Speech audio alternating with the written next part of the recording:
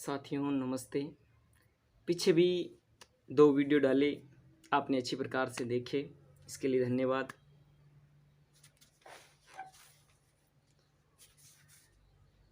प्रतियोगी परीक्षाओं का दौर है, तैयारी का दौर है। बड़े ही अरमानों के साथ पढ़ाई करते हैं, ये मैंने भी अनुभव किया है। घर वाले भी जी जान लगा देते हैं कि बच्चा पढ़ रहा है, उसकी इसी प्रकार से सहायता की जाए। तो उनकी भावनाओं को रखने के लिए हमें अब तैयारी करने का बहुत ही अच्छा मौका है। जो समय और परिस्थिति के अनुसार अपने आप को ढाल लेता है, वो दुनिया का सफल इंसान होता है। होता क्या है कि हर के जीवन में, प्रत्येक व्यक्ति के जीवन में समय आता है कि वो सफल होगा, उसके जीवन में अच्छाइयाँ आएगी। लेकिन होता क्या है कि हम उस परिस्थिति में वो समय किसी कारणवश गंवा देते हैं और फिर हम उनसे पीछे रह जाते हैं। बहुत सारे साथी हैं जो पहले तैयारी लगे हुए थे। जैसे मैंने 2010-11 में बीएड किया था, तब ये महसूस हुआ, कुछ साथियों ने कहा तैयारी करो, फिर हम धीरे धीरे थोड़ी थोड़ी तैयारी की। पर परीक्षाएँ आती गई, हम थोड़े 2-4 महीने तैयारी करते गए, पिछड़ते गए। फिर किसी ने सलाह दी, किसी ने ताने मारे। कुछ परिस्थितियाँ ऐसी बनी जिन्हें हमें पढ़ने के लिए मजबूर किया और हमने जम के 2015 में आई फर्स्ट ग्रेड भर्ती की बेहतरीन तैयारी की। मेरे हिसाब से मैंने सेकंड ग्रेड से भी अच्छी तैयारी की थी फर्स्ट ग्रेड की, लेकिन कोई बात नहीं, किसी कारणवश उसमें हम मात खा गए, यानी असफल हो गए। और असफलता ही सफलता का द्वार है, असफलता ही सफलता का द्वार है, ये बात आप गांठ बांध लो। उस असफलता से सीख ली और जी जान से जुट गए। जिस दिन परिणाम आया उसी दिन से जुट गए सेकंड ग्रेड में और अच्छी प्रकार से तैयारी की। फर्स्ट पेपर हो गया, पहले अच्छे मार्क्स उसमें थे। कुछ सहयोग रहा, लोगों ने कहा कि आपके फर्स्ट पेपर में अच्छे मार्क्स हैं तो इसलिए आप सेकंड पेपर की जम के तैयारी करो। फिर हमने सेकंड पेपर की जम के तैयारी की, सेकंड पेपर उससे भी अच्छा हुआ और कुल मिलाकर के 500 में से 408 नंबर ईश्वर की कृपा से आ गए। बहुत होते हैं नंबर, लेकिन जब हम नज़दीक जा कर के रहते हैं तो एक एक नंबर, आधा नंबर, पॉइंट भी महत्व रखता है। लेकिन आप जम के तैयारी करोगे तो सब कुछ पीछे रह जाएगा, मेरिट भी पीछे रह जाएगी, आप आगे चले जाओगे। इसलिए जम के तैयारी करो। तैयारी के लिए कुछ बोल रहे हैं कि कौन सी गाइडें पढ़ें, क्या पढ़ें, आप बताते सभी हैं। तो जो नहीं लगा हुआ उसे भी ज्ञान है, लेकिन जो लग जाता है, सफल हो जाता है, सिलेक्शन हो जाता है, उसकी बात को लोग ज़्यादा मानते हैं। तो मेरे अनुसार मैं भी बता देता हूँ। देखो, फर्स्ट पेपर और सेकंड पेपर यानी जीके का पेपर आम तौर पे, और फिर हमारा मुख्य विषय सब्जेक्ट का पेपर, ये भी मायने रखता है। अब बताते हैं तो आपको बता देता हूँ। जीके का पेपर, हिंदी का, अपना मुख्य पेपर तो हिंदी का ही पेपर है, उसकी तैयारी हमें बड़े ही अच्छे ढंग से करनी होती है। इसके अलावा जीके के पेपर का भी योगदान बहुत खास होता है। अब होता क्या है कि जीके के पेपर इस प्रकार से आजकल बनाए जाते हैं कि पता ही नहीं चलता कि क्या करें क्या नहीं करें। तो आप अगर बढ़िया ढंग से शांत होकर के अच्छी प्रकार से मुख्य विषय वस्तुएं, जो मुख्य पाठ हैं, जो उसमें मुख्य टॉपिक लगे हुए हैं, उन टॉपिकों को, उन बिंदुओं को अगर हम अच्छी प्रकार से तैयारी कर लेते हैं तो पेपर बनाने वाला, पेपर सेटर चाहे कैसा ही पेपर क्यों न बनाए, हम उनका आंसर आराम से दे देंगे। पेपर का भी योगदान होता है, वो तो बाद की बातें हैं। पहले तैयारी करनी, कैसे करनी, कितना पढ़ना। तो अब आप 5-6 घंटे अगर पढ़ना शुरू कर दो तो एक बार काफ़ी है। 5 घंटे भी पढ़ रहे हो तो कोई दिक्कत नहीं। काम का समय है, वही खेत, ज़्यादातर किसान परिवार से संबंधित हैं। मैं भी किसान परिवार से हूँ। मैं भी अपने आप में एक प्रेरणा स्रोत हूँ जो मेरे निजी जीवन के बारे में जानते हैं, उनके दूसरे भी समझेंगे। लेकिन आप ऐसा समझो कि मैं सफल हुआ हूँ तो आप भी सफल होगे, और जो तैयारी करता है वो सफल होता है। ये बात मैं बार बार कहता हूँ। दूसरी बात, असफलता ही सफलता का द्वार है। इस बात को आप गांठ बांध लो, असफलता ही सफलता का द्वार है। इस बात को अगर गांठ बांध लोगे, अच्छी प्रकार से हल करोगे, तो आपके सब कुछ अच्छा हो जाएगा। तो फर्स्ट पेपर की बात करें, रणनीति की, गाइड की, तो कोई एक गाइड ले आओ, कोई भी जैसे आपको लक्ष्य की आसान लगती है पढ़ने में, ले आओ।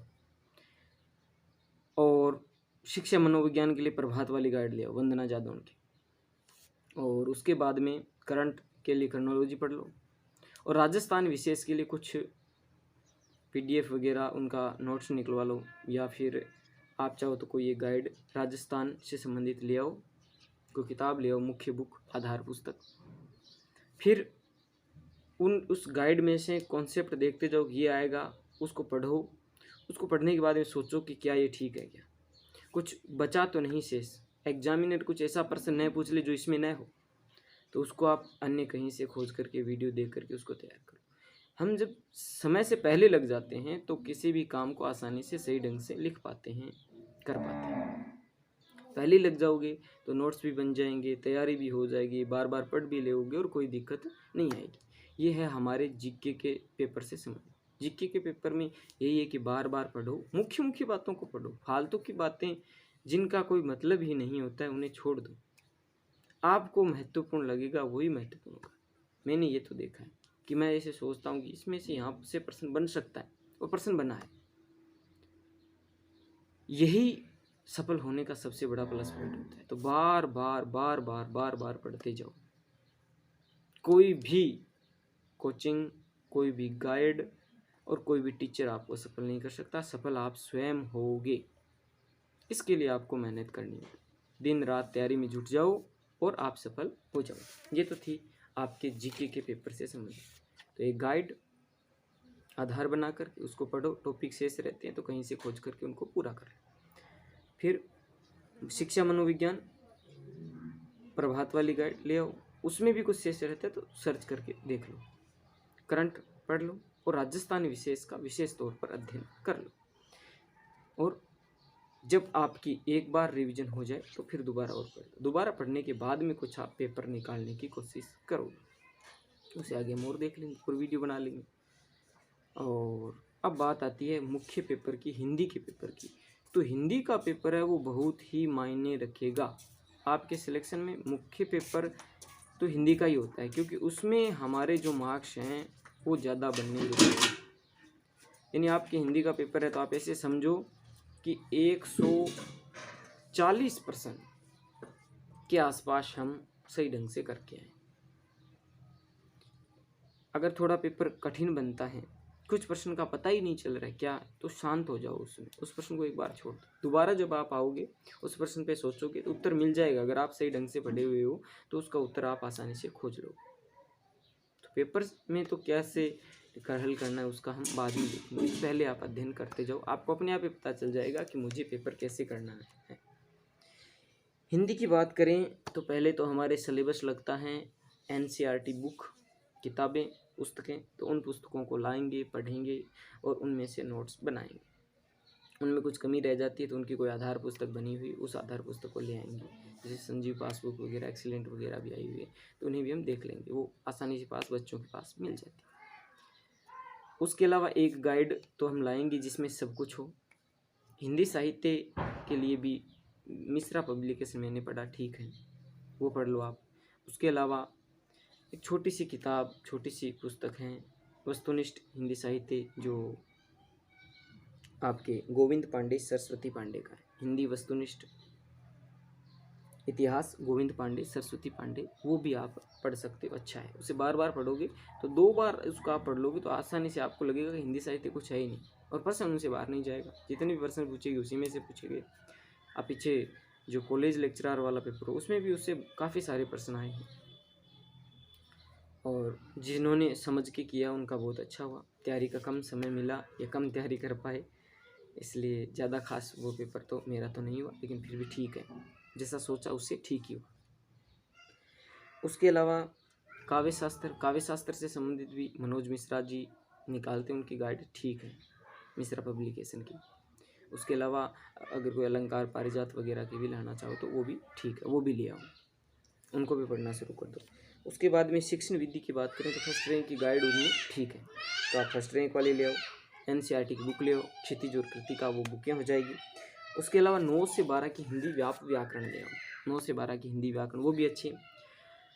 और इनको धीरे धीरे टाइम टेबल के अनुसार धीरे धीरे पढ़ते जाओ। 2-3 बार जब पढ़ लोगे तो अपने आप आसानी से आपको पता चलता जाएगा। इसके अलावा किसी भी प्रकार की कोई समस्या हो तो मेरे से हो सकता है वो मैं करने के लिए तैयार हूँ। आप पढ़ो, मैं भी आपका सहयोग करूँगा।